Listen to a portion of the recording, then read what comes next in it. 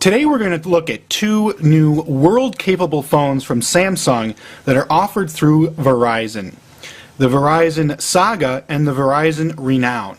Taking a look at the Saga first, we have a Windows Mobile 6.1 phone here that can work on Verizon's EVDO 3G network here in the US, as well as roam onto GSM and Edge networks overseas, particularly in Europe.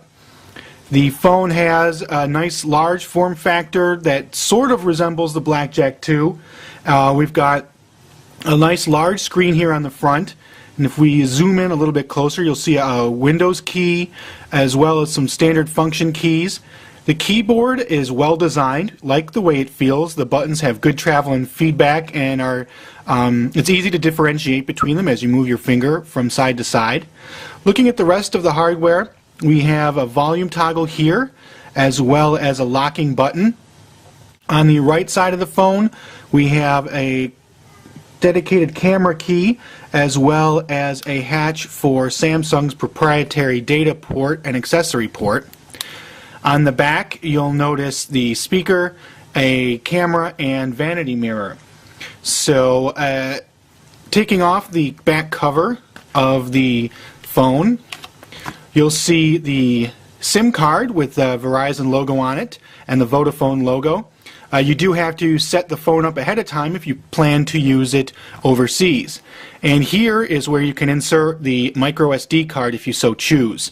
We weren't so happy that the micro SD slot was under the battery cover, but it's not that difficult to get to. Of course, the nice feature is that the Saga has optical mouse here, so you can see zooming around the screen with the optical mouse, and the software is configured to have these little tabbed shortcuts to different settings and things on the phone, which is a decent little touch for Windows Mobile 6.1. The Microsoft Start button will also bring down the full menu, so you can look at all the programs that are on the phone, which are the standard set that you'd see on any Windows Mobile 6.1 device. Now the device, we did bring it to Europe with us, and it didn't work. Unfortunately, it was not set up to work.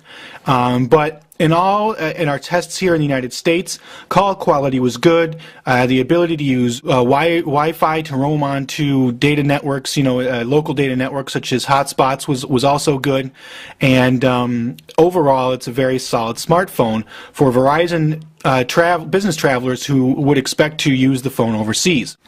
Next up is the Renown. The Renown is a clamshell standard feature phone from Samsung that also can roam onto overseas GSM networks.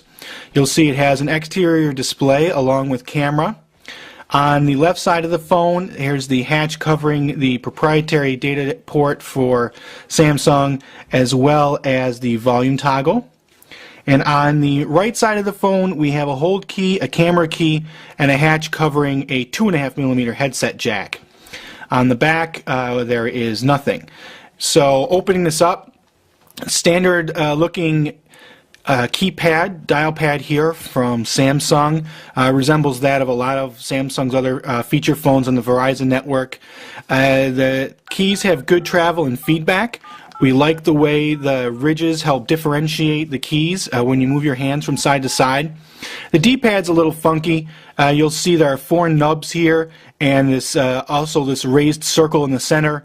I found the nubs and the circle things to just kind of get in the way of my thumb and how it felt when using the D-pad to navigate on-screen menus.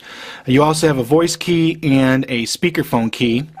The menu system is a pretty standard feature phone menu system from Verizon. You can bounce around to different settings, and if you open one of the menus, you can still tab across to all the different menus. So that is a quick look at both the Samsung Saga and Renown world phones that will roam on foreign GSM Edge networks as well as work on Verizon's network here in the United States.